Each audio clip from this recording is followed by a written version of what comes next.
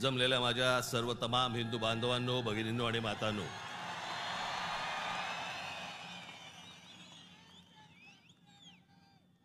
सर्वप्रथम मी आपणाला सर्वांना गुढीपाडव्याच्या मनपूर्वक शुभेच्छा देतो।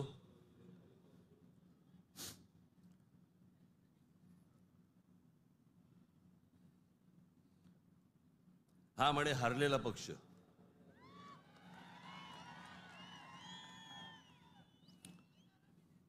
झालं, निवडणुका संपल्या, सगळ्या गोष्टी झाल्या, पण आज गेल्या निवडणुकीमध्ये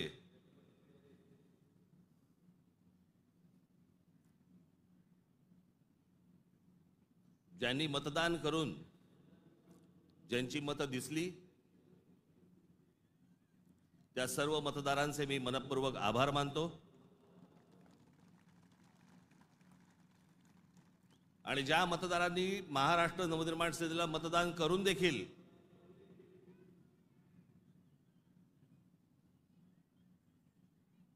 इलेक्ट्रॉनिक मशीनमध्ये ज्यांची मतं दिसली नाहीत त्यांचेही मी आभार मानतो। निवडणुका कशा झाल्या, काय काय गोष्टी घडल्या, मला असं वाटतं याच्यावरती माझं बोलून झालेलं आहे। आता जे झालं ते झालं, आता हे बघायचं ते याच्या पुढचं। सगळे वेळ काढून आलायत ना, बरंच बोलायचंय मला।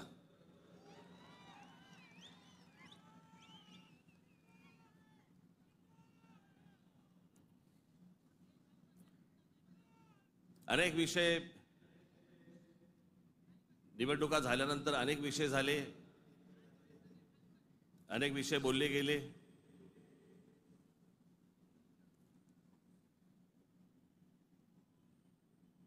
सदिच्छांचे, शुभेच्छांचे अनेक मला फोन पण आले आणि नेमके आजच आले।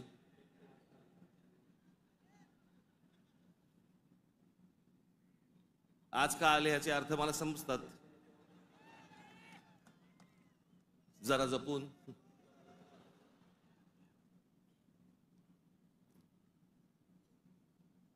पण गेले काही दिवस ज्या काही घटना घडल्या, मला असं वाटतं काही गोष्टींचं तुम्हाला सांगणं खूप आवश्यक आहे, गरजेचं आहे।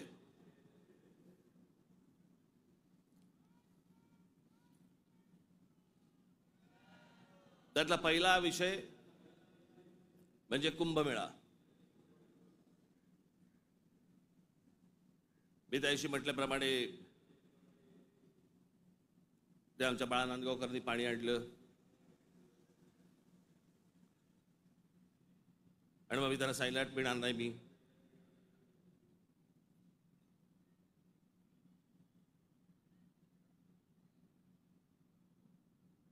मग नव्याने वारा शिरलेल्या काही हिंदुत्ववाद्यांना असं वाटलं, अरे मी कुंभमेळ्याचा अपमान केला। मूर्ख आहात का?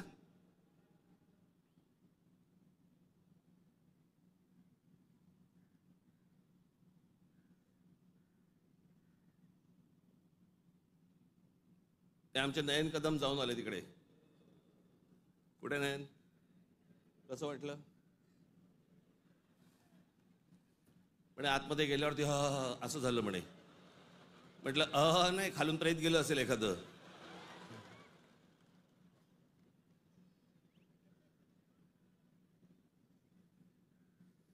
आपल्या देशामधल्या नद्यांची जी अत्यंत भीषण अवस्था आहे, ज्याला आपण माता म्हणतो, नदीला देवी म्हणतो,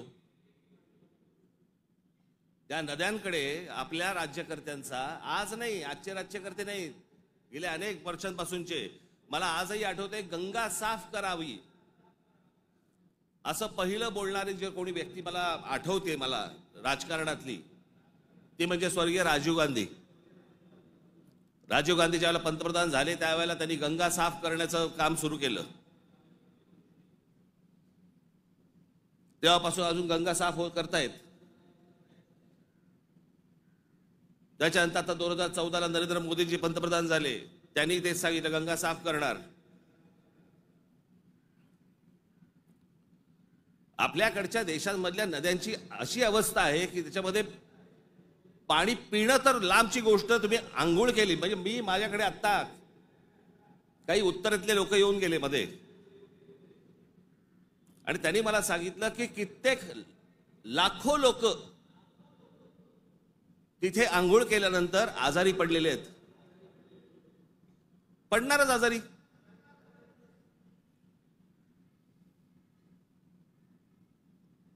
त्या गंगेवरची काय परिस्थिती आहे. प्रश्न हा गंगेच्या अपमानाचा नाहीये, प्रश्न हा कुंभमेळ्याच्या अपमानाचा नाहीये, पाण्याच्या स्थितीचा आहे की पाणी कशा प्रकारचं पाणी तिकडे असतं होतं आणि ते अजूनही थांबवलं जात नाही. त्या गोष्टी खरं तर वेगळ्या ठिकाणी तुम्ही जागा देऊ शकता. सहज एक मिनिट भरासाठी म्हणून मी तुमच्या समोर गंगेची आत्ताची परिस्थिती काय आहे ती मी तुम्हाला फक्त दाखवतो. खाली अरे खाली आण त्याला, खाली आहे.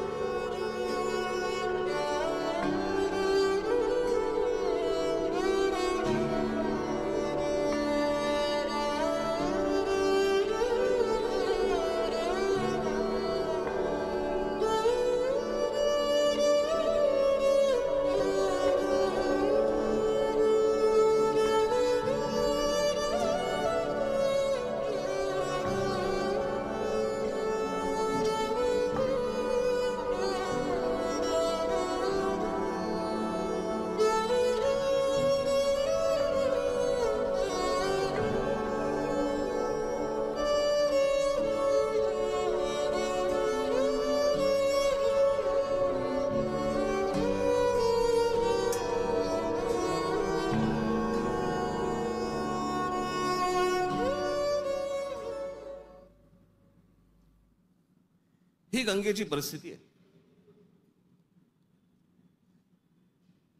आतापर्यंत 33,000 कोटी रुपये खर्च झाले त्याच्यावरती. तुम्ही आता तो महंत बघितलात ज्याला बोटीतनं तसाच्या तसाच टाकून दिला.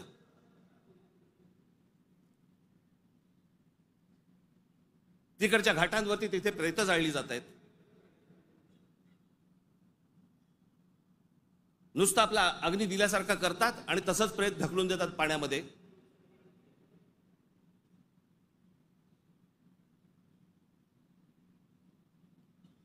हा कोणता धर्म.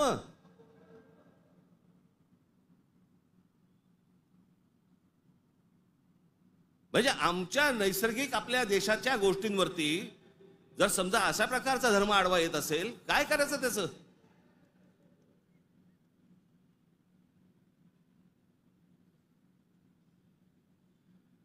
आपल्या गोष्टींमध्ये आपण सुधारणा नको का करायला.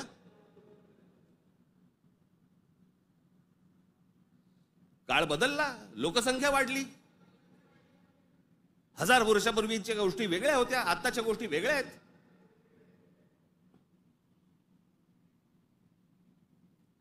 हेच सगळे विधी हटपण्यासाठी म्हणून त्याच इथे वेगळ्या एका घाटावरती एखादी जागा करता येत नाही का. मग काय सांगतात लोक, ऐकत नाहीत. ऐकत कसे नाहीत. दारू पिऊन गाडी चालवल्यावरती पोलीस पकडतात. हे समजल्यावरती लोक टॅक्सीने जायला लागले की नाही पिऊन. झाली की नाही सुधारणा.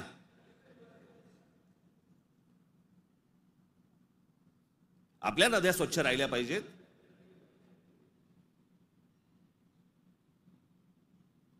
या सगळ्या नद्यांवरचे जे काही मधले मधले भाग आहेत इतके गलिच्छ आहेत, इतके गलिच्छ. आणि या नद्या बर्बाद कोण करते. आपणच करतोय. कशाच्या नावाखाली. धर्माच्या नावाखाली.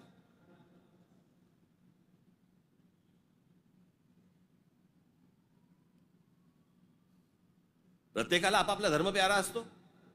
प्रत्येकाने आपापल्या धर्मामध्ये सुधारणा केल्या पाहिजेत. मी ज्या वेळेला हे गंगेवरचं ज्यावेळेला मी पाहत होतो सगळ्या गोष्टी, मला कळे ना हे कसं काय चाललंय.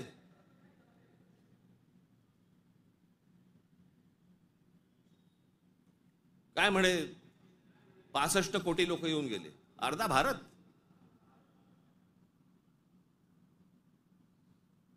चला त्यातले आपण 5 लाख आपण पकडूया, व्हीव्हीआयपी आणि व्हीव्हीआयपी. बाकीचे काठावरच बसले असतील खो खो खेळायला,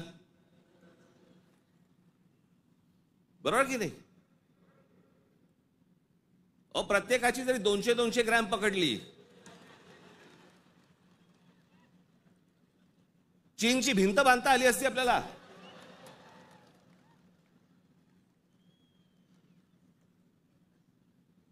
बरं तेही कुठे गेलं?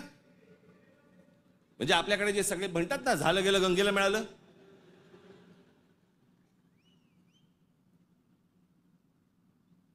महाराष्ट्रामधली देखील आज नद्यांची परिस्थिती हेच. आमच्या कोकणामधली सावित्री नदी घ्या, सगळं केमिकलने भरली आहे. मी आता आणलंय इथे तुमच्यासाठी.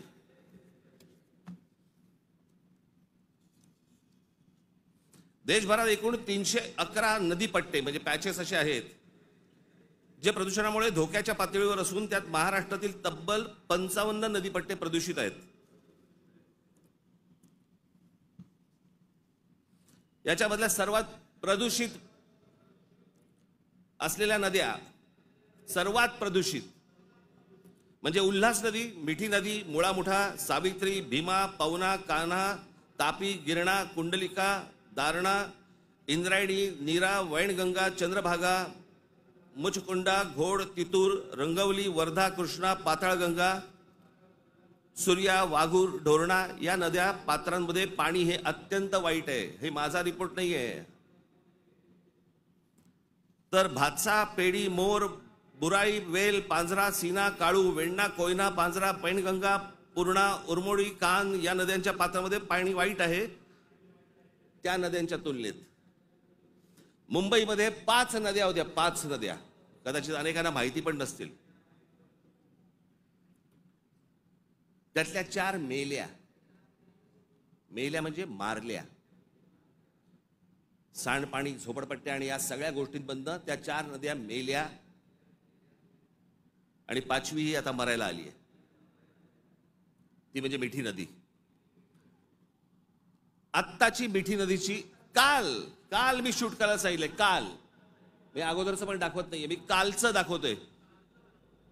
मुंबई मधली 5वी एकमेव राहिलेली नदी, त्याची काय अवस्था एकदा बघा.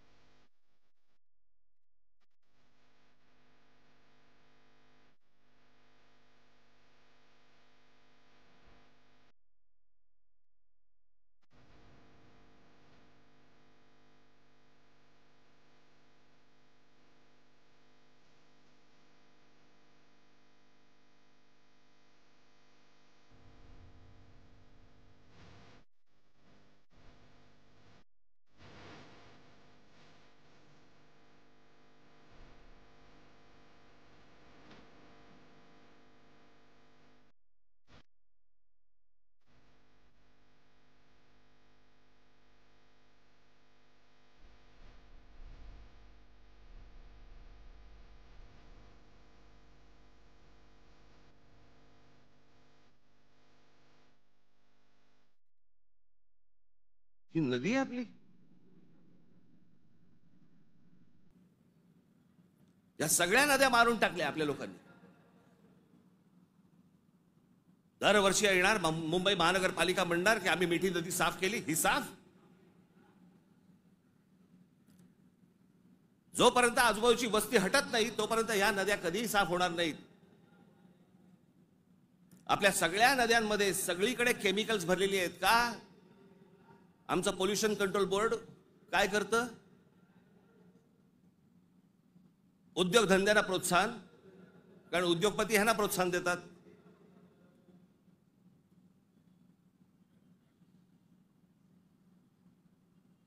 जे म्हणून आपल्याकडचे नैसर्गिक स्रोत आहेत आपण ते बंद करायचे. आणि त्याच्यानंतर त्याच्यावरती बोलल्यानंतर तुमचा धर्म आडवा येणार.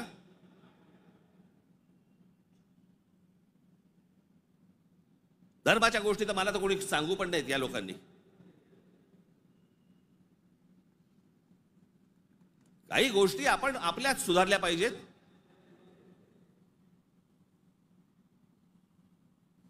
मी मागे हा एकदा विषय बोललो होतो. तो विषय बोलल्यानंतर मी एकदा नांदेडला होतो. नांदेडच्या गुरुद्वारामधले जे तिकडचे जे काय म्हणतात त्यांना, आता मला त्यांना काय म्हणतात मला माहिती नाही, आपल्या भाषेत सांगायचं म्हणजे काय, तिकडचे गुरुजी असतील.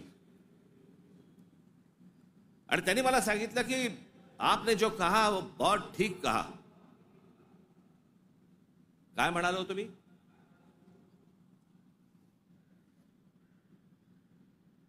आमच्याकडे महानगरपालिका, जिल्हा परिषदा, ग्रामपंचायती, देशभर सगळ्या ठिकाणी आमच्याकडे काय भिंती रंगवल्या जातात, बोर्ड लावले जातात, झाडं जगवा, झाडं वाचवा.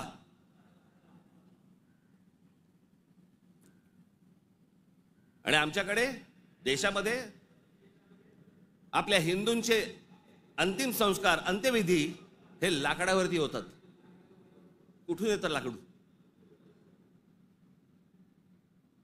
लाकूड येणार कुठून? या देशातली जंगलतोड झाल्याशिवाय लाकूड येणारच नाही.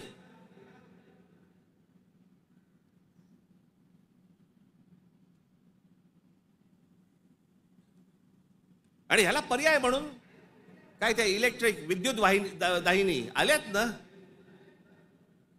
काही जण असतात कर्मठ, नाही नाही विद्युत दाहिनी नाही, आमच्या परंपरेनुसार. का विद्युत दाहिनी केल्यावरती काय कल्याणला उतरवतात?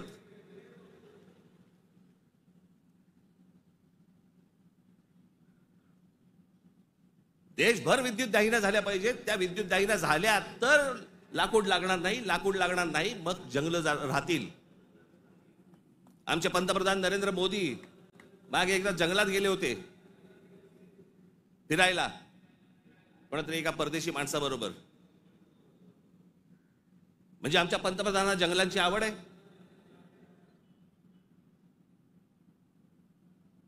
मग ते त्या अंबानीच्या कुठेतरी त्या जामनगरला गेले, वनतारा का तंतारा काहीतरी. म्हणजे त्याला प्राण्यांची आवड आहे. मग प्राण्यांची आवड असेल तर जंगल जगवली पाहिजे. जंगल हे आपलं मुंबईचं नॅशनल पार्क आहे ना, हे नॅशनल पार्क संजय गांधी राष्ट्रीय उद्यान पवईपासून सुरू होतं, घोडबंदर पर्यंत तिकडे थांबतं. एवढं मोठं राष्ट्रीय एक काय नॅशनल पार्क एखाद्या शहराच्या मध्यात जगाच्या पाठीवर कुठेही नाही.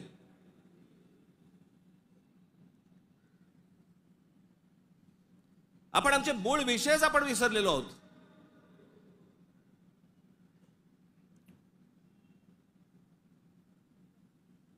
आमच्याकडे फक्त जंगलतोड सुरू आहे. म्हणजे आता मी तुम्हाला फक्त भारताचा जन्म मृत्यूचा आकडा फक्त सांगतो. जन्म मृत्यूचा आकडा म्हणजे लाकडं किती लागत असतील विचार करा, म्हणजे जंगलं किती तोडली जात असतील याचा विचार करा. भारताचा मध्ये जन्म आणि मृत्यूचा दर दररोज 81,746 मुलं जन्म घेतात आणि दररोज 29,679 मृत्यू होतात रोज. दररोज साधारणपणे 50,000 लोकसंख्या वाढत आहे. महिन्याला 24,52,380 लोक जन्म घेतात आणि महिन्याला 8,90,370 लोक मृत्युमुखी पडतात. वर्षाला 2,94,28,560 जण जन्म घेतात आणि वर्षाला 1,06,84,440 जण मृत्युमुखी पडतात.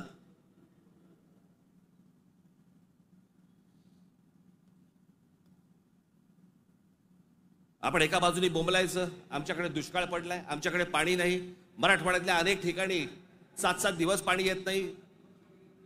भारतामधल्या अनेक जिल्ह्यांमध्ये तिथे पाणी येत नाही. आम्ही पाणी येत नाही, सगळ्या गोष्टी होत नाही म्हणून बोंबलत बसायचं आणि आपणच ऱ्हास करायचा या गोष्टींचा. मूळ विषयांकडे आमचं लक्षच नाही. सगळे विषय भरकटवले जातात, सगळे विषय भरकटवले जातात. आमच्याकडे कोण येतो, आम्हाला पाय जंगलांची पडली नाही, पाण्याची पडली नाही, कशाची पडली नाही, आम्हाला पडली औरंगजेबाची. तो बसला एकटा द्राक्ष खात. आणि आम्ही भांडतोय.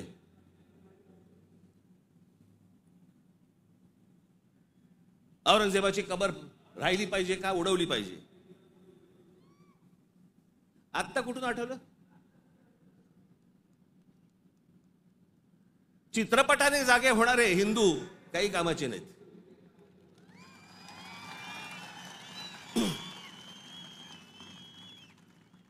काही कामाचे नाहीत. ते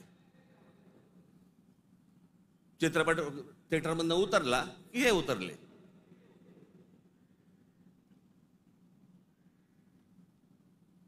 छत्रपती संभाजी महाराजांचं बलिदान तुम्हाला आत्ता कळलं विकी कौशल मेल्यावर?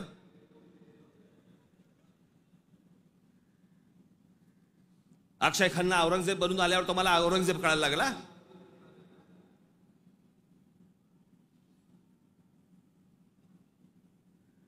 व्हॉट्सअपवरती इतिहास नाही वाचतायत. इतिहास वाचायचा असेल त्याच्यामध्ये पुस्तकामध्ये डोकं घालायला लागेल तुम्हाला.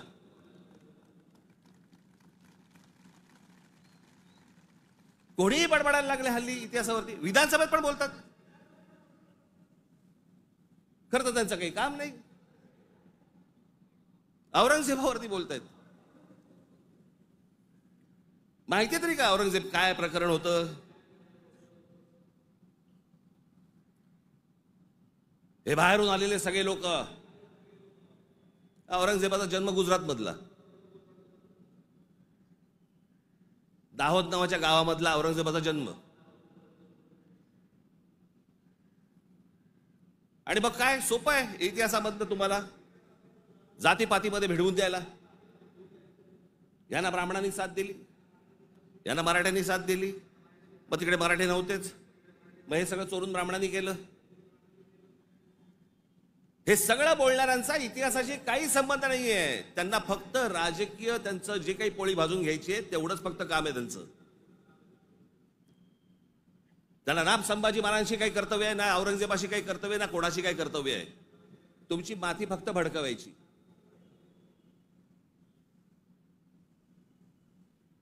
कसल्या इतिहास बोलतोय आपण? अहो, इतिहासाच्या पानात खोलवर गेलात ना, सगळ्या अपेक्षांची आणि कल्पनांची आणि भावनांची सगळी भांडी ठळाठळ फुटतील.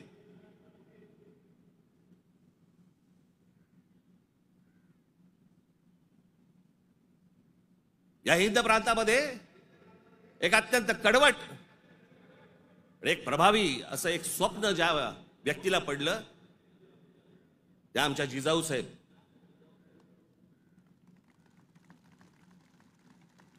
हे त्यांचं स्वप्न त्यांचे वडील असल्यापासून त्या बघत होत्या. त्यांना समजत नव्हतं हे काय चाललंय. आमचीच लोक ह्या लोकांकडेच का चाकरी करतायत?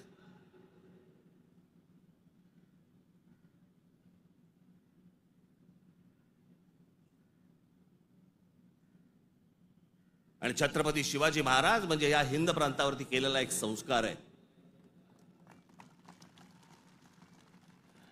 तो एक चमत्कार आहे. ती एक विलक्षण घटना आहे.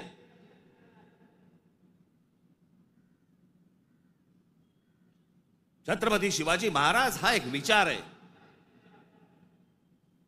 तो विचार जन्माला यायच्या अगोदर या देशाची, या देश कुठचा होता? देश नव्हताच तो. या हिंद प्रांताची काय अवस्था होती, काय परिस्थिती होती?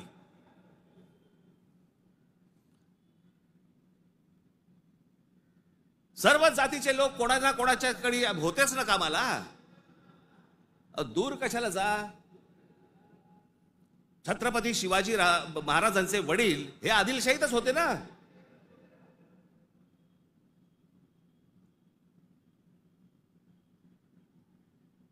त्याच्यानंतर ते निजामशाहीत गेले ना.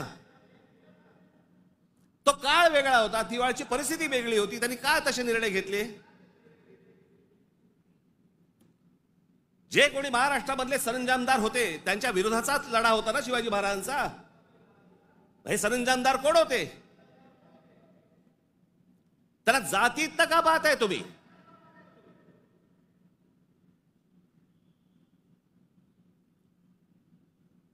अफजल खानाचा वकील हा कोणी कुलकर्णी नावाचा होता,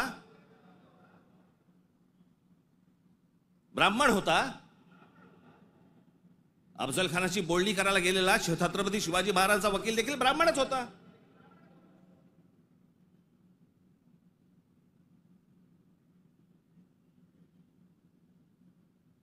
त्यावेळेला सगळीच माणसं वेगवेगळ्या लोकांकडे कामालाच होती.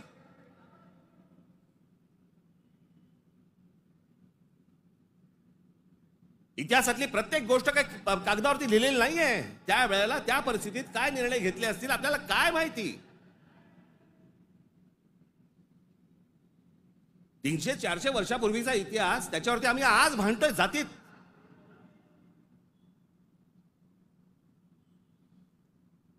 आग्र्याच्या दरबारामध्ये छत्रपती शिवाजी महाराजांच्या समोर संभाजी महाराज असताना संभाजी महाराजांकडनी औरंगजेबाची 5000 मनसबदारी स्वीकारलेली आहे. छत्रपती शिवाजी महाराजांच्या समोर महाराजांची होकार असल्याशिवाय होईल?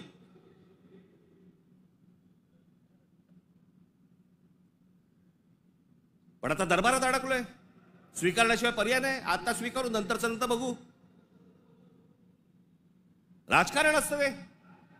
परिस्थिती काय, त्या परिस्थितीमध्ये कोणते निर्णय घ्यावे लागतात, काय परिस्थिती असते आपण पाहणार आहोत का नाही. कशा अंगाने इतिहास पाहायचा असतो हे आपण कधी बघणार आहोत की नाही.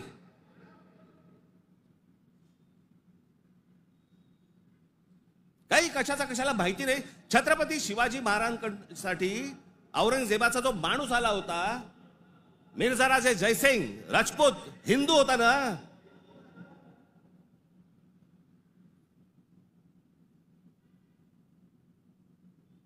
ज्या सिंहगडावरती आमच्या तानाजी मालुसरेंचा आज तिथे मृत्यू झाला, ते कोणाबरोबर लढाई झाला? उदयबान राठोड बरोबर ना. राजपूत होता ना, हिंदू होता ना. काय घेऊन बसलोय आपण?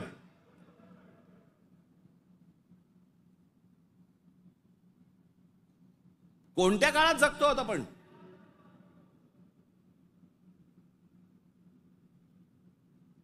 छत्रपती शिवाजी महाराजांच्या जन्माच्या अगोदरचा काळ वेगळा होता, नंतरचा काळ वेगळा आहे.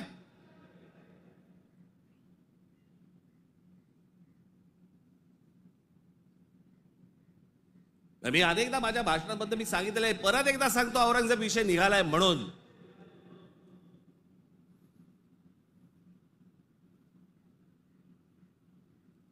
औरंगजेब बादशाह याचं राज्य कुठपासून कुठपर्यंत होतं?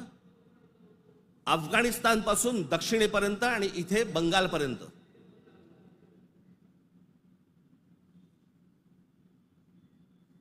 छत्रपती शिवाजी महाराज ज्यावेळेला आग्र्यावरनं निघाले, सुटले, महाराष्ट्र जेव्हा आले, त्याच्यानंतर राज्याभिषेक झाला 74 साली आणि 1680 साली महाराजांचा मृत्यू झाला, निधन झालं त्यांचं. त्या दरम्यान औरंगजेबाचा एक पुत्र, मुलगा, महाराज गेल्यानंतर दक्षिणेत आलाय आणि औरंगजेबाच्या मुलाला शह म्हणजे राहायला जागा बरोबर घेतलं. हे संभाजीराजांनी घेतलंय. तो तिथून पळून आलाय. वाचा जरा इतिहास, वाचा जरा. औरंगजेब ज्या वेळेला आग्र्यावरनं निघालाय, महाराज गेले 1680 साली आणि औरंगजेब महाराष्ट्रामध्ये पोहोचलाय 1681 साली. 1681 ते 1707, 27 वर्ष तो महाराष्ट्रात लढत होता.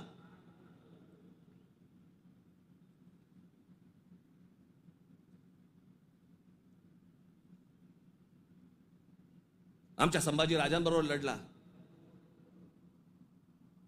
त्यांना क्रूर पद्धतीने मारलं. राजाराम महाराज लढले, संताजी धनाजी लढले आणि आमच्या तारा राणी साहेब लढल्या.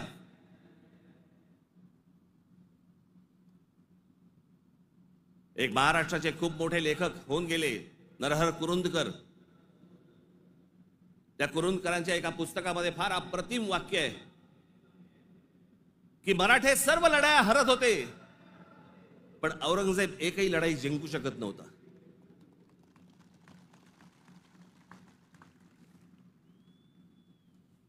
याचं कारण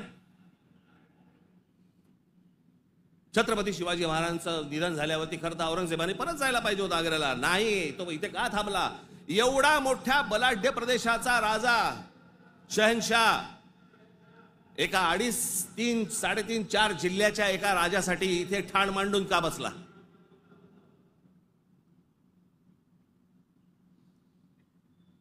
त्याला माहिती होतं छत्रपती शिवाजी महाराजांचं निधन झालंय, मग का ठाण मांडून बसला होता? शिवाजी महाराज तर गेले होते, त्याला शिवाजी नावाचा विचार मारायचा होता, जो त्याला जमला नाही. सगळे प्रयत्न केले, सर्व प्रयत्न केले आणि इथे शेवटी मेला. जगाच्या इतिहासामध्ये औरंगजेब वाचला जातो, अभ्यास केला जातो त्याचा, पण ज्या वेळेला त्याचा अभ्यास केला जातो त्यावेळेला जगभरातल्या लोकांना कळतं की तो काय करायला गेला होता आणि कसा मेला. तिथे छत्रपती शिवाजी महाराजांचं नाव येतं जगभरामध्ये. जी कबर आहे ना, जी सजवलेली काढून टाका, कबर नुसती दिसली पाहिजे आणि तिथे एक मोठा बोर्ड लावा, आम्हा मराठ्यांना संपवायला आलेला औरंगजेब इथे आम्ही गाडला गेला.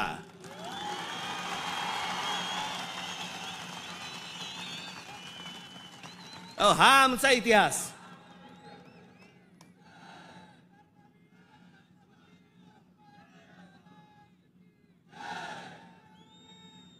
अफजल खान ज्या वेळेला इथे आला, इतिहास कशासाठी वाचायचा? इतिहासातनं बोध घेण्यासाठी वाचायचा. अफजल खान जेव्हा इथे आला त्यावेळेला प्रतापगडावरती मारला गेला खाली, तिथेच त्याची खाली कबर खोदली गेली, तिथेच त्याला पुरला. मराठीत एक फार अप्रतिम जो शब्द आहे ना, पुरून उरीन, तो आहे, तुला पुरीन आणि उरीन.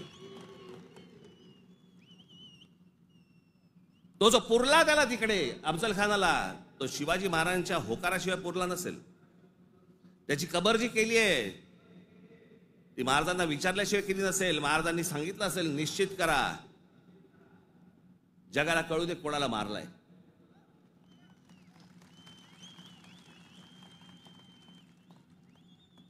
आपण ज्या मराठ्यांनी महाराष्ट्राने ज्यांना ज्यांना गाडले त्यांची प्रतीक नेस्तनाबूत करून चालणार नाही, ती जगाला दाखवली पाहिजेत, आम्ही यांना गाडलंय.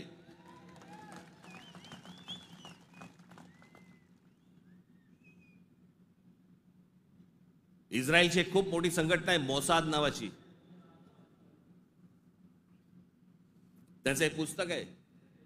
त्या पुस्तकामधली एक ओळ फार अप्रतिम ओळ आहे आणि त्याच्यात त्यांनी दिलंय की आम्ही अनेक स्मारकं बांधली इथे इस्रायलमध्ये, पण अनेक लोकांची आम्ही स्मारकं बांधली नाहीत. का? कारण ती जर बांधली तर जगामध्ये ते कृत्य आम्ही केलंय असं जगाला कळेल, म्हणून आम्ही नाही बांधली.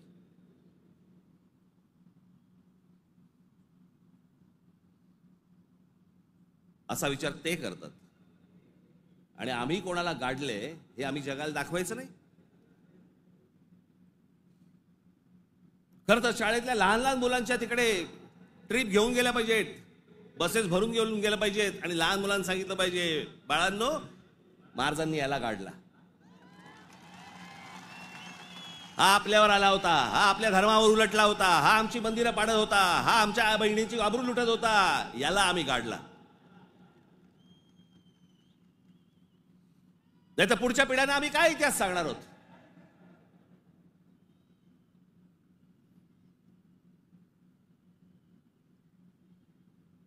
माझं महाराष्ट्रातल्या सर्व तरुणांना आणि तरुणींना माझं सर्वांना सांगणं आहे, खास करून तरुणांना आणि तरुणींना, व्हॉट्सअपवरती इतिहास वाचायचा पहिला बंद करा. आणि इतिहास ज्या वेळेला तुम्हाला जातीतनं सांगण्याचा कोणीतरी प्रयत्न ज्या वेळेला करेल त्यावेळेला लक्षात ठेवा, तो कुठच्या ना तरी कुठच्या पक्षाला बांधील असेल. तुमची फक्त माती भडकवण्यासाठी हे सगळे उद्योग केले जातात. तुम्ही एक होऊच नाहीत, तुम्ही मराठी म्हणून एक येऊच नाहीत, तुम्ही महाराष्ट्र म्हणून एक येऊच नाहीत, याच्यासाठी हे सगळे प्रयत्न चालू असतात.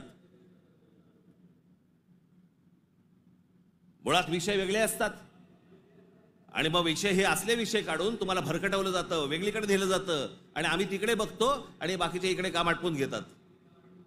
मधल्या मध्ये अडाणींना जमीन पण मिळून जाते.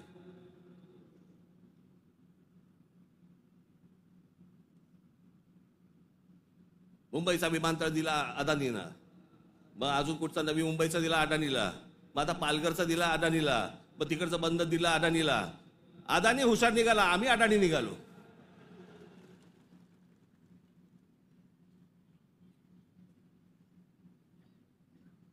कित्येक गोष्टी आहेत ज्या विधानसभेमध्ये बोलल्या जाऊ नयेत. लाडकी बहीणचं काय झालं?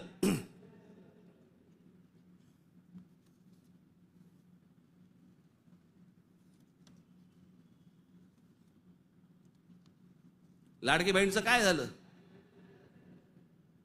काही नाही. बंद होणार ती योजना. मी निवडणुकीच्या वेळेला सांगत होतो, पण माझं खरं सांगून तुम्हाला पटलं नाही, त्यांचं खोटं सांगून पटलं. काय कमाल आहे.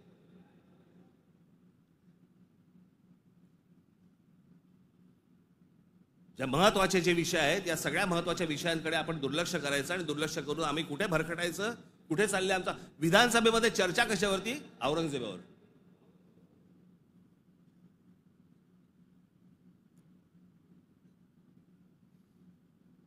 मी तुम्हाला मुद्दामून सांगतोय की तो तुर्कस्तान म्हणजे आताचा टर्की हा देश तलवारीच्या धारेवरती, धर्माच्या धारेवरती उभा राहिला. सगळ्या ठिकाणी आक्रमण केली. हा औरंगजेब म्हणजे हे सगळे आहेत ना, बाबर बिबर पासून सगळे, हे सगळे तुर्की मंगोलियन लोक आहेत. आपण ज्यांना मोघल म्हणतो ना, मोघल म्हणजे मंगोल्स, चंगीज खानवाले. हा तुर्की मंगोल आहे. सगळं धर्म, सगळं मुस्लिम धर्म तलवारीच्या धारेवरती सगळा देशभर जगभर पसरवण्याचा प्रयत्न केला. नंतर धर्माच्या आधारावरती तुम्हाला देश नाही उभा करतायत. हे अनेक देशांना समजलं. त्यातला पहिला टर्की म्हणजे तुर्कस्तान. तिकडे 1922 साली त्यांच्या पंतप्रधान काय प्रेसिडेंट जो काय असतो तो, त्याच्यावरती केमाल पाशा नावाचा माणूस आला आणि केमाल पाशाने सगळं अख्खं तुर्कस्तानचं चित्र अख्खं पालटून टाकलं. 1938 साली मला असं वाटतं ते गेले. त्याच्यानंतर जी लोक आली तिथे इस्लाम आता म्हणण्यापुरता आहे तिथे, पण तो आता भाग दक्षिण युरोप म्हणतात त्याला, दक्षिण युरोप. तिकडची परिस्थिती, तिकडची अवस्था जर समजा तुम्ही बघितलीत, म्हणजे त्या सगळ्या ठिकाणी मशिदी आहेत, सगळ्या गोष्टी आहेत, पण तुम्हाला रस्त्यावरती धर्म दिसत नाही. कारण त्यांच्या लक्षात आलं की धर्मामुळे देशाची प्रगती होणार नाही.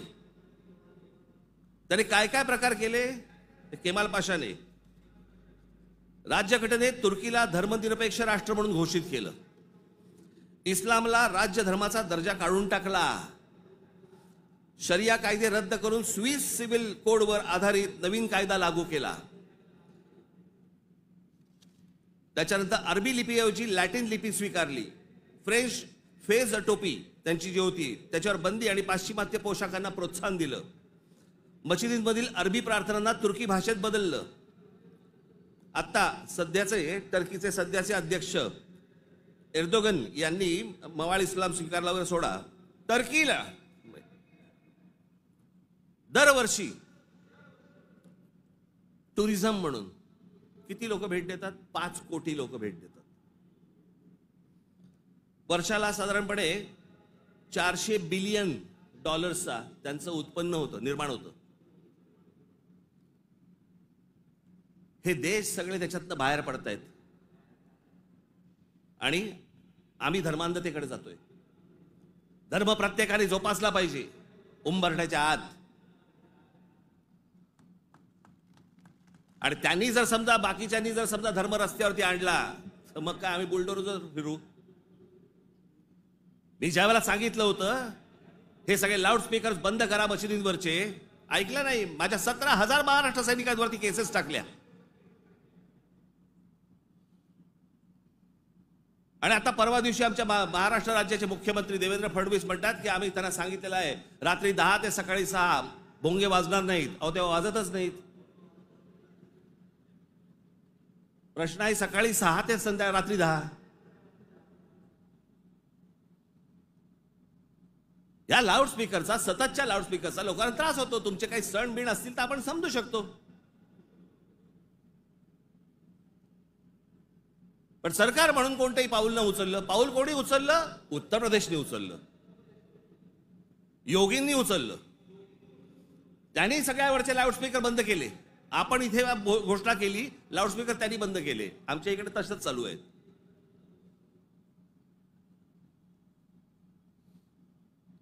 हे इकडे माहीमला इथे समुद्रावरतीची काय काय त्यांनी काय काय करतात ते मजार बोलल्यावरती रात्रीच्या रात्री काढून टाकली गेली. आतमध्ये काय? आतमध्ये पोकळ काहीच नव्हतं. ही सगळे अनधिकृत बांधकामं, या अनधिकृत वस्त्या ज्या काय आता झालेल्या आहेत आपल्याकडे, हे सगळे इथे कॉम्बिंग ऑपरेशन्स केली पाहिजेत.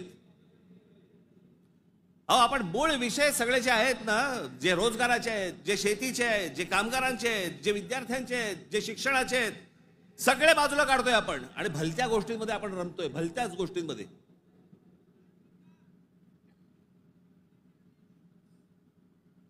आज त्या बीडला जे झालं,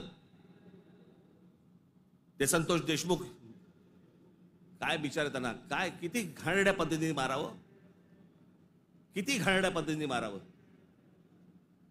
बरं, तुमच्या अंगामध्ये नसामध्ये जर एवढी क्रूरता भरलेली असेल ना, मी दाखवीन जागा, तिथे जा.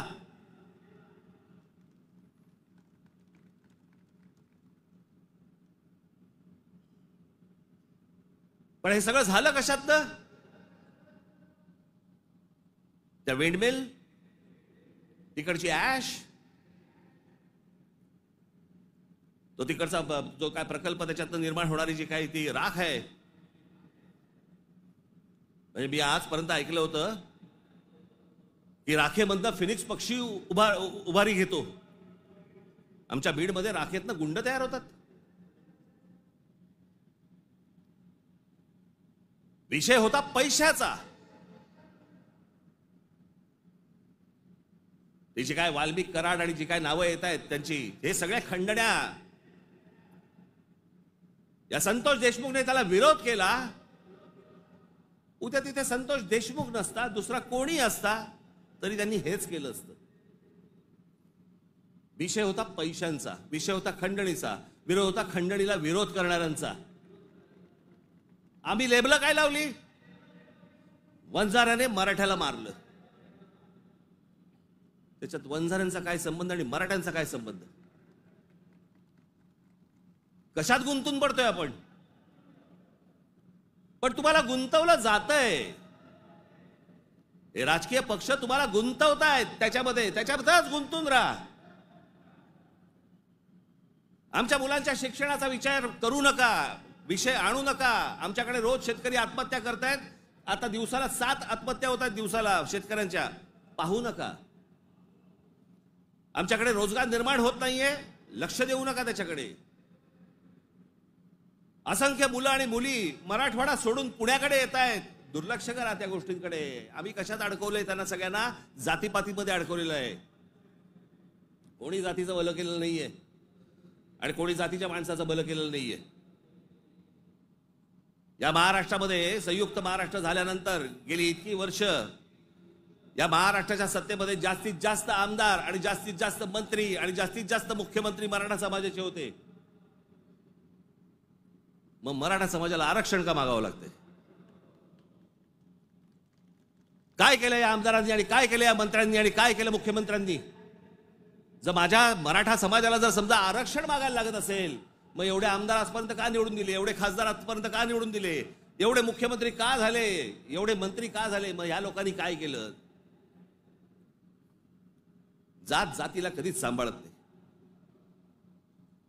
हे फक्त निवडणुकांमध्ये फक्त तुमची मतं घेण्यासाठी म्हणून फक्त जातीचा वापर करतात. याच्यानंतर काही होणार नाही. निवडणुकीच्या तोंडावरती तुम्हाला सांगितलं होतं शेतकऱ्यांना कर्जमाफी करू म्हणून, सांगितलं होतं ना.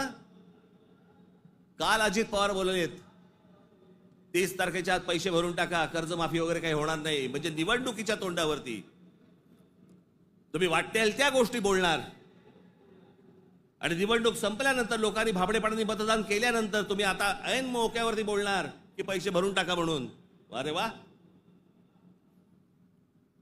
महाराष्ट्रातल्या जनतेला मला हे विचारायचंय की इतक्या भाबडेपणाने तुम्ही मतदान करता तरी कसे? ही लाडकी बहीण योजना, या लाडक्या बहीण योजनेची आता काहीतरी 2100 कोटी काहीतरी करणार म्हणे. 2100 कोटी केलं तर साधारणपणे वर्षाला महाराष्ट्र सरकारवरती 63,000 कोटीचं कर्ज होईल.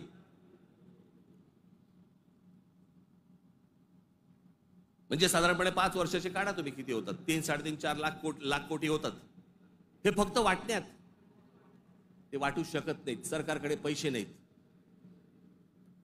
ही योजना बंद होणार.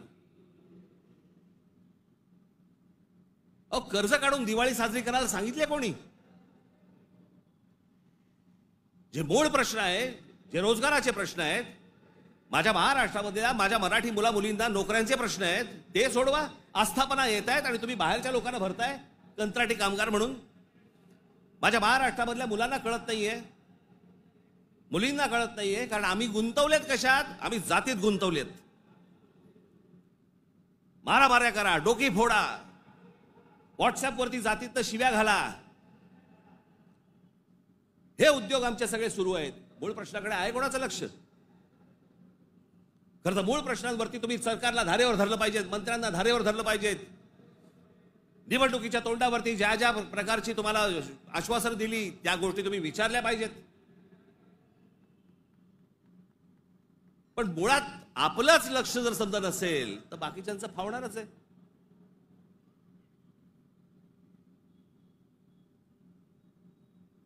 तुम्ही सगळे या जातीपातीचे सगळे भेद गाडून तुम्ही एक मराठी म्हणून उभे राहायला पाहिजेत. बाकीच्या राज्यांमध्ये बघा, तामिळनाडू बघा, तामिळनाडूमध्ये हिंदी आणतायत, नाही म्हणून त्यांनी सांगितलं येऊ देणार नाही. केरळामध्ये येऊ देणार नाही. आम्हीच लोटांगण घालतोय. आम्हाला समजत नाही आम्ही काय करायचंय. मी इतका भांबावलेला मराठी माणूस आजपर्यंत कधी बघितलं नाहीये. मी इतका राजकारणाचा झालेला चिखल देखील मी आजपर्यंत पाहिलेलं नाहीये. कोणत्याच गोष्टींचं आम्हाला गांभीर्य उरलेलं नाहीये.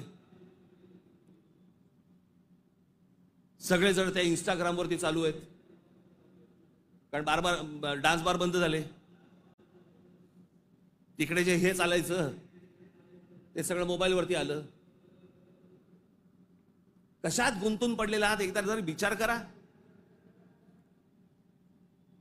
हे ज्या गोष्टी बोलतायत, ज्या गोष्टी सांगतायत, खरं तर माझं मत आहे, मी आता झाला, निवडणुका संपल्या, शिमगा झालेला आहे, होळी संपलेली आहे. तुमच्या साक्षीने सांगतो, माझं खरं तर देवेंद्र फडणवीस तुमच्या हातामध्ये एक चांगलं राज्य, सुसंस्कृत राज्य हातामध्ये आलेलं आहे. याच्याकडे नीट बघा. चांगल्या पद्धतीने मराठी माणसाकडे पाहणार असाल तर आमचा तुम्हाला पाठिंबा निश्चित राहील. प्रत्येक गोष्ट आमची ऐकून करा.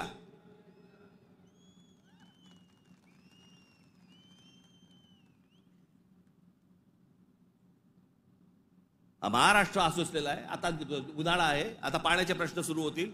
शेतकऱ्यांच्या आत्महत्यांचे आहेतच आहेत, कर्जांचे आहेत. कोणी कंपन्या येतात, त्या कुठची कंपनी आली ती लुटून गेले ते टोरस का काहीतरी, इतके भाबड्यात. आता पैसे दिले की महिन्याभरात दुप्पट होतील. कोण देतं असं करून? का गुंतवता अशा ठिकाणी पैसे तुम्ही? पण या सगळ्या ह्याच्यामध्ये मी तुम्हाला दोष देणार नाही. ही जी असुरक्षितता जी आलेली आहे ना, आर्थिक असुरक्षितता आलेली आहे, वैचारिक असुरक्षितता आलेली आहे, मंदिरांच्या बाहेर रांगा लागल्या आहेत. जे बुवा बिवा जे काय आता सध्या नवीन आलेत सगळेजण, त्यांच्याकडे रांगा लागल्या आहेत. लोक भक्तीने जात आहेत, भावनेने जात आहेत, अडकून पडतायत. ठीक आहे, पण चांगल्या गोष्टीत तरी पडतायत.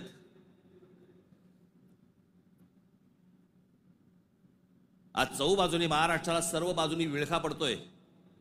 मराठी माणसाला विळखा पडतोय. हा विळखा तुम्ही ओळखला पाहिजेत. मराठी भाषेला विळखा पडतोय. आमच्या महाराष्ट्रामध्ये, मुंबईमध्ये आम्हाला सांगता, इकडच्या आस्थापनांमध्ये हमें मराठी बोलना नहीं आता तो क्या हुआ, कानफट इथंच बसणार.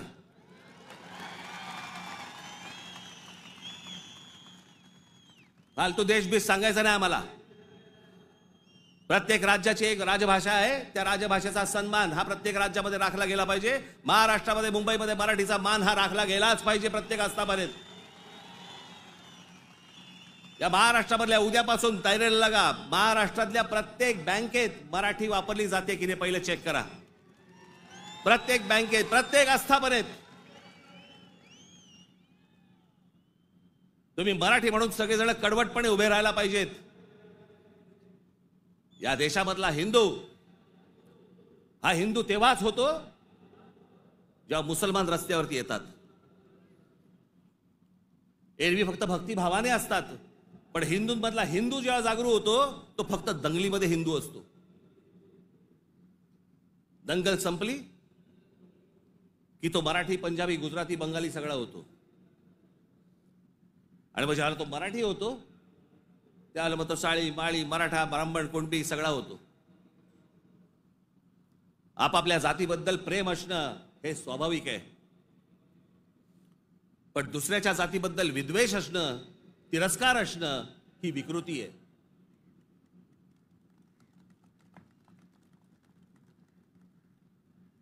आज सगळे राजकीय पक्ष बाकीचे आज केंद्रातले असतील, पूर्वीपासून चालू आहे, काँग्रेस असल्यापासून सुरू आहे. या सर्व प्रश्नांकडे तुमचं गांभीर्याने लक्ष असलं पाहिजे. मी आज फक्त तुम्हाला एक गोष्ट वाचून दाखवणार आहे. 1966 साली शिवसेनेच्या जन्माच्या वेळेला माझ्या आजोबांनी एक पुस्तक लिहिलं होतं. बघा, 1966 सालची गोष्ट बोलते मी तुम्हाला. 1966 माझ्या आजोबांनी एक पुस्तक लिहिलं होतं. मी ते लवकरच मी ते रिप्रिंट करून तुमच्या पुढे आणणार आहे. मी ते त्या पुस्तकाचं नाव होतं ऊठ मराठ्या ऊठ. ते पुस्तक आपण सर्वांनी जरूर वाचलं पाहिजे. त्या पुस्तकातला एक फक्त मायना मी तुम्हाला एक फक्त गोष्ट वाचून दाखवतो, आणि ही गोष्ट मला असं वाटतं सर्वांनी गांभीर्याने घेतली पाहिजे. या गोष्टींवरती विचार केला पाहिजे. पूर्वीची काँग्रेस असो, नाही तर आत्ताची भाजपा असो, नाही तर अजून येणारे दुसरे कुठचाही केंद्रामधला पक्ष असो किंवा राज्यामधला, मराठी माणसांनी या गोष्टींचा विचार करणं गरजेचं आहे. हे आजोबांनी 66 साली लिहिलंय. तीच गोष्ट आज तंतोतंत आपल्याला लागू पडते. ती मी गोष्ट फक्त तुमच्यासमोर वाचून दाखवतो. भाषा म्हणजे काय बोलायचीच नाही, कमाल भाषा. आज महाराष्ट्राचा मराठा आत्मस्वरूपाला पारखा होऊन ना अरत्री ना परत्री, म्हणजे ना इथे ना तिथे, अशा मोहनीय अवस्थेत आहे. त्याचा उज्ज्वल भूतकाळ त्याने चुकूनही आठवू नये. त्याचा उज्ज्वल भूतकाळ, जे मी मगाशी तुम्हाला सांगत होतो ना, इतिहासातल्या चांगल्या गोष्टी, त्याचा उज्ज्वल भूतकाळ त्याने चुकूनही आठवू नये. या धोरणाने त्याच्या त्या इतिहासाची जडणघडण नव्या राजकारणी रंगढंगाला साजेशी बदलण्याचा उद्योग सध्या चालू आहे. काळाच्या कचक्यालाही न जुमानता ग्रंथ दस्तात आणि पिढ्यानपिढ्यांच्या स्मरणात परंपरेने चिरंजीव झालेल्या ठळक ऐतिहासिक घटनांवर ही निरनिराळे बनावट अर्थ बनवण्यात येत आहे. जिकडे पाहावे तिकडे जे आता चालू आहे, त्या इतिहासाचे वेगवेगळे अर्थ तुम्हाला सांगितले जात आहेत, वेगवेगळ्या गोष्टी सांगितल्या जात आहेत जाती जातींमधनं. त्याच्यामध्ये एक त्यांनी एक उतारा दिलाय, गलबला बुद्धी नासते नाना निश्चय सांगती, ऐकावे कोणाकोणाचे बोलत आहे बहुचकी, करंटे मिळाले सर्वही जो तो बुद्धीचं सांगतो. प्रत्येक जण आपापल्या पद्धतीने काहीतरी सांगत असतो. त्यांची बुद्धिमत्ता तेवढी नसते, पण प्रत्येकाला वाटतं मला व्यक्त व्हायचंय, आणि प्रत्येक जण बुद्धी पाजळत असतो. त्यांच्याकडनं बुद्धी घेऊ नका, चांगली पुस्तकं वाचा. असा समर्थोक्त देखावा दिसत आहे. बुद्धिभेदाच्या या वावटळीत शिक्षितांपासून अशिक्षित मजुरांपर्यंत सारे गुरफटले गेले आहेत. जागृतीचा, उत्थानाचा बोध करील तो जातीयवादी, संकुचित वृत्तीचा, देशद्रोही म्हणून त्याची सर्वत्र निंदा नानस्ती आणि जाहीर सभातून निषेध करण्यात येतो. कारण स्पष्ट आहे. महाराष्ट्राचा मराठा जागा होऊन आपल्या आत्मस्वरूपाचा शोध घेण्या इतका कदरबाज स्वाभिमानी बनू लागला तर सत्ता स्पर्धेच्या शर्यतीच्या रिंगणात आपल्या पक्षीय घोड्यावर स्वार झालेल्यांचे रिकीबितले पाय लटपटल्याशिवाय राहणार नाहीत. हे जे आज सत्तेचे सगळ्या घोड्यांवर चालू आहे ना, घोड्यांवरती बसलेले आहेत, तुम्ही एक व्हा. तुम्ही एक मराठी म्हणून ताकद ह्यांना सर्वांना दाखवा. नाही ह्यांचे पाय लटलटले तर मला सांगा. पण तुमच्यामध्ये सगळ्यांमध्ये फक्त मतभेद निर्माण करणं, बुद्धिभेद निर्माण करणं आणि त्या बुद्धिभेदातनं यांना फक्त सत्ता राबवायची आहे सगळ्यांना. आज सत्तेवर बसले तेवढंच नाही म्हणत मी, सगळेच. म्हणून मला तुम्हाला एवढंच सांगायचं आहे आजच्या या गुढीपाडव्याच्या दिवशी. हा गुढीपाडवा, या गुढीपाडव्याच्या दिवशी तुम्ही हा मराठी नववर्षाचा सण, या मराठी नववर्षाच्या क्षणी तुम्ही सगळ्यांनी महाराष्ट्रातल्या तमाम माझ्या माता भगिनींनी, माझ्या बंधूंनी, भावांनी, माझ्या बहिणींनी, सगळ्यांनी एकजुटीने मराठीचा नारा द्यावा. आणि ज्या वेळेला ते इतर ज्या वेळेला अंगावर येतील त्यावेळेला आपण हिंदू म्हणून अंगावरती जाऊ. एवढी ताकद आपण आज या ठिकाणी ठेवू. आपण आज या गोष्टींची शपथ घेऊ. आणि पुढच्या सगळ्या येता निवडणुका आता लागतील, मला असं वाटतं की ऑक्टोबर नोव्हेंबरला लागतील बहुधा. यांची गॅरंटी नाही, कारण यांचं चाललंय ते बरं चाललंय. एक माणूस धरून बसलेत आयुक्त प्रत्येक ठिकाणचा. त्याच्यामुळे सोपं असतं राजकारण. ज्या वेळेला निवडणुका लागतील तोपर्यंत सगळी बांधणी तुमची पूर्ण झालेली पाहिजे आणि सगळेजण तुम्ही जोरात कामाला लागले पाहिजेत. एवढी फक्त एक इच्छा, आशा, अपेक्षा व्यक्त करतो आणि पुन्हा एकदा गुढीपाडव्याच्या आपल्याला सर्वांना शुभेच्छा देऊन आपली सर्वांची मी तूर्त रजा घेतो. धन्यवाद. जय हिंद, जय महाराष्ट्र.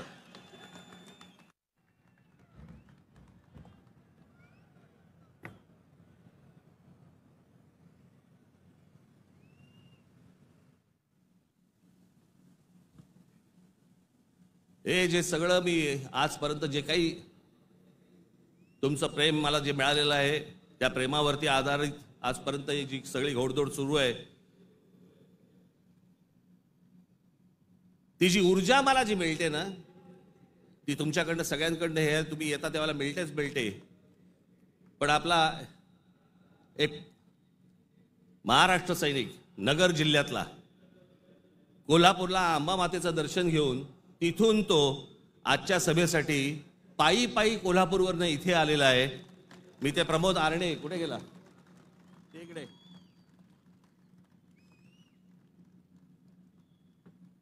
आता बस, हा पायी पायी तिथून आला. तुमच्या सर्वांसाठी तो महालक्ष्मीचं दर्शन घेऊन आलेला आहे आणि मला असं वाटतं की हीच माझी ऊर्जा आहे. धन्यवाद.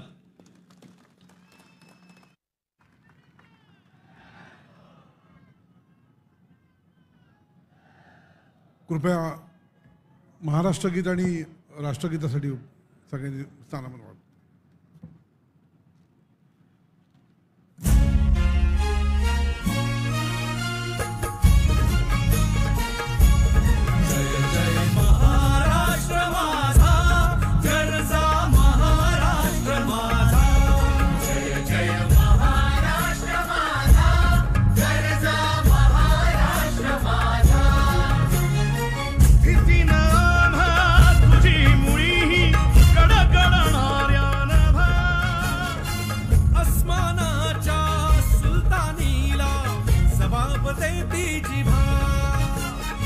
सह्याद्रीचा सिंह गर्जतो शिवशंभू राजा. दरी दरीतून नाद गुंजला महाराष्ट्र माझा. जय महाराष्ट्र माझा, जय महाराष्ट्र माझा. काळ्या छातीवरी कोरली अभिमानाची लेख